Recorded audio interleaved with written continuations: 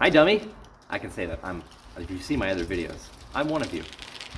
This is going to be my how to make oil fit in engine video for not smart people.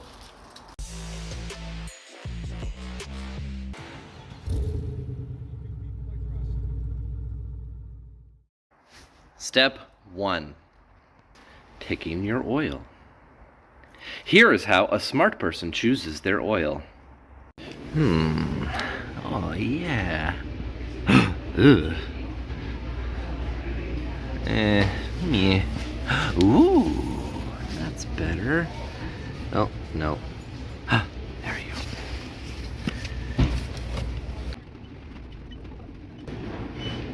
go. Ugh. That's better.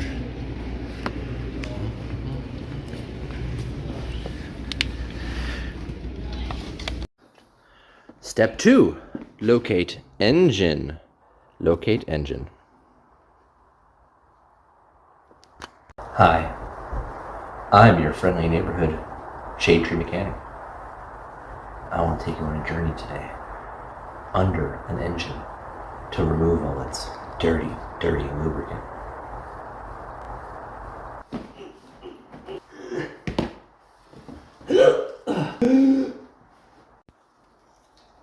All right, so we'll jack it up.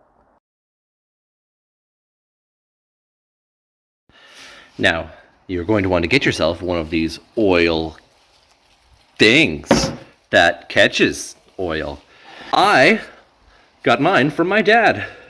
He bought this when I was 4, and we still use it. This has now helped us do, like, I don't know, 60 oil changes at this point. Get one. It's cheap when you think about it. Now, if you're not in super awesome physical shape like me, get all your wrenches first if you don't know the size of your drain plug. I am smart. S-M-R-T. Mine's that size. Oh, I almost forgot to get my filter wrench. It's a wrench for filters. And then you just do a little make the noise. So hot.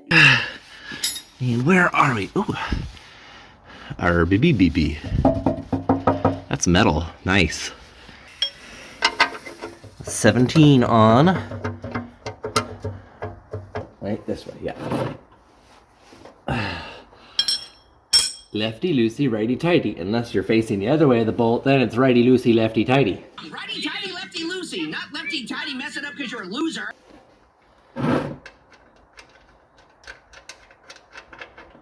Hot.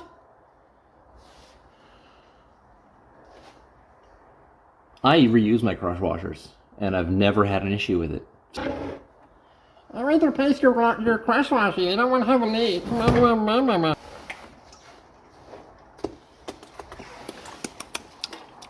Yep, needed a change.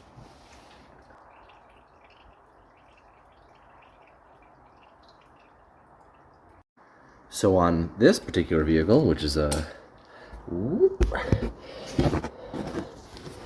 Can you see that yet? Where? It's in there. Like, that's not a great spot for it. I'd like if it wasn't in there, because it's kind of above the drive shaft. I'm gonna go turn the wheel, I guess. So you take your oil filter wrench and you position it. This would be, if the filter's here and the engine's here, this would be to tighten, because it tightens as you put force on it. And this way is to loosen. Never use these to put them on. Put them on by hand, so that the next guy, you, can take them off. So this is just for removing.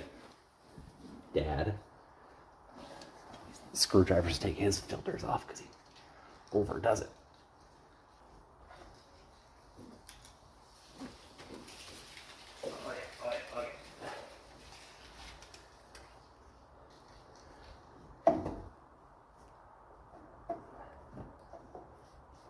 we go.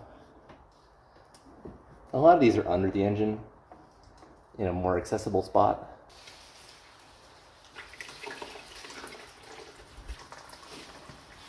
Am I catching all of it? Good.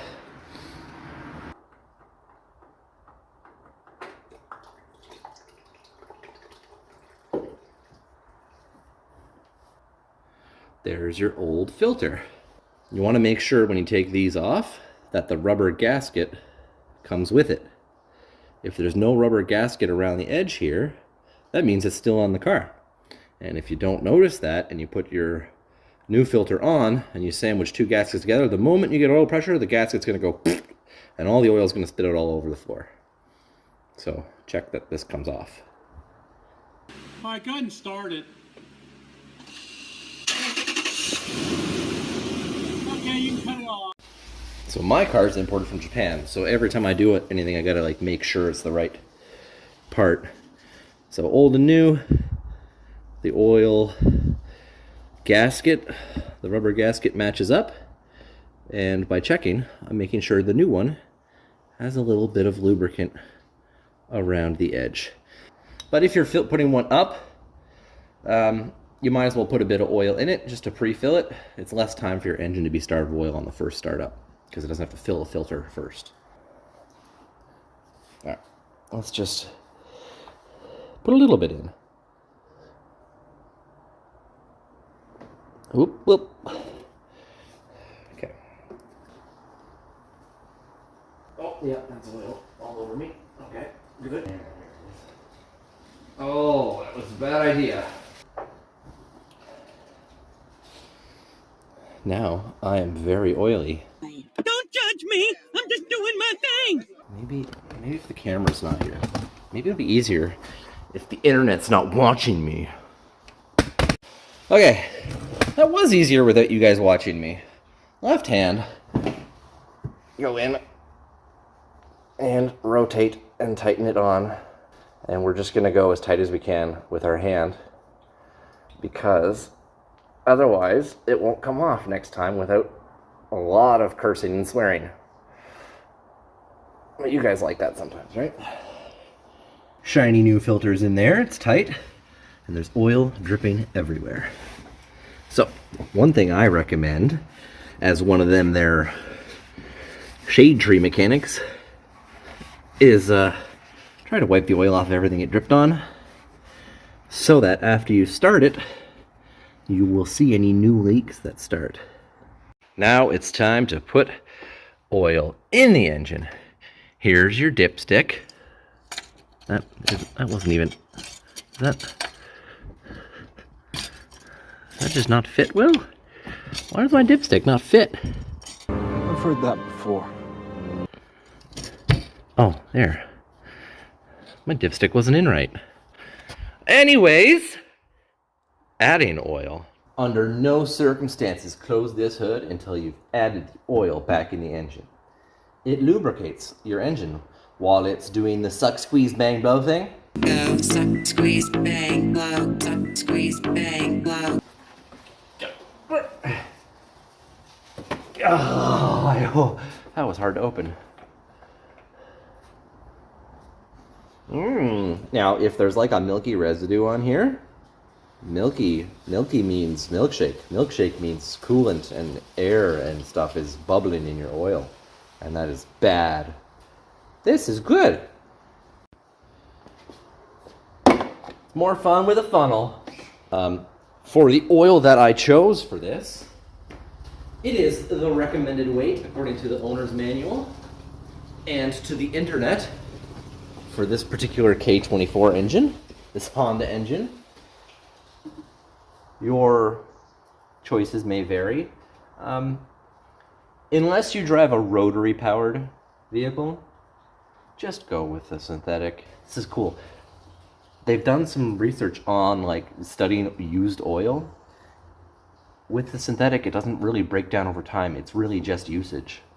So if you've got a classic or a summer vehicle or something that you only drive a couple thousand kilometers a year, with a modern synthetic, you can actually, have intervals longer than 2,000 kilometers.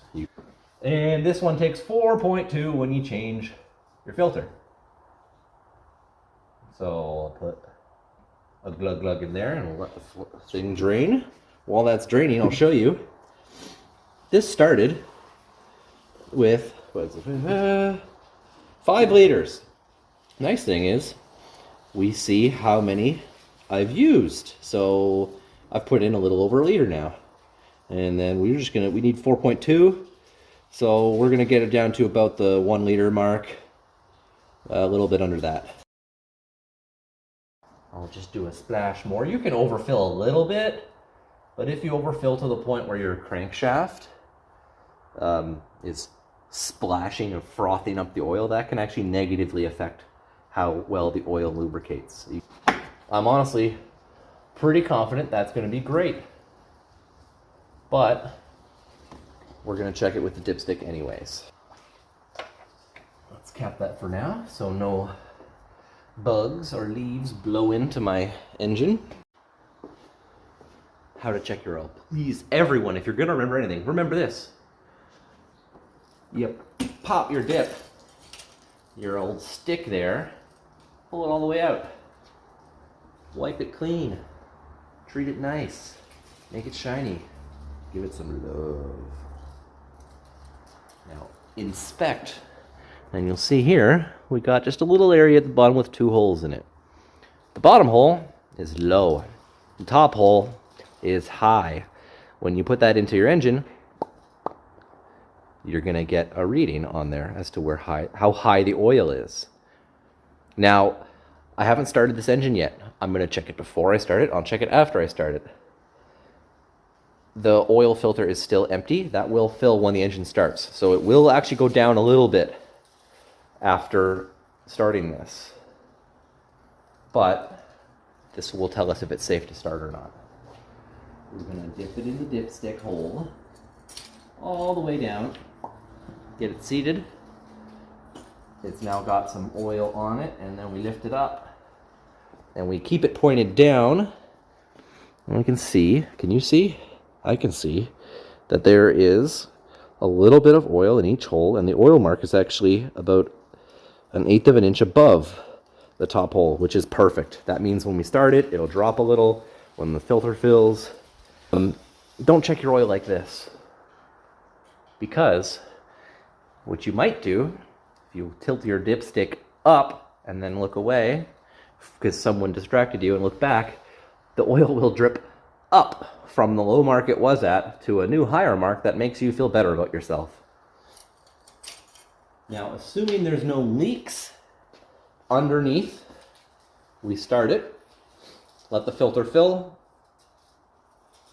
turn it off, wait a couple minutes, check it again. All right, I just started this. The oil pressure warning light went away after about 1 second. There we go. So it seem like right in the middle of high and low. I don't know if you can see that.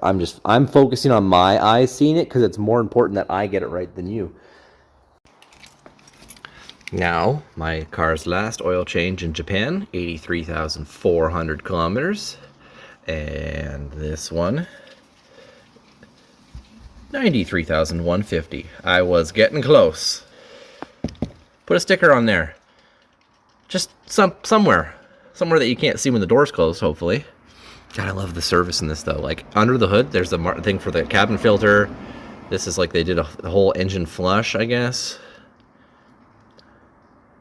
Is this when they recommend the next oil change? 20,000 kilometer intervals? No, thank you. That's why the oil looks good, though. Anyways, so I beat that by quite a bit. Take the old oil and pour it in your neighbor's vegetable garden. How dare you! Or, don't be a piece of shit and properly dispose of it in an old jug and bring it to your nearest proper waste disposal place that takes them. Thank you everyone for watching. I really appreciate it. YouTube's hard. Making videos like this is fun. I work on all kinds of cool cars anyways. Hopefully you guys enjoyed. Let me know what you like and didn't like in the comments. I do want to keep making these better and more fun, but anytime I work on any one of my vehicles, I'm going to try to make it interesting for you. And if you live in the New Brunswick area and you want me to review your weird and wacky car, I would love to get a chance to drive anything you might have. So if you watch this long and you're interested in me, what's the matter with you? That's ridiculous. I'll put my email in the channel description. I really appreciate it. And thank you guys.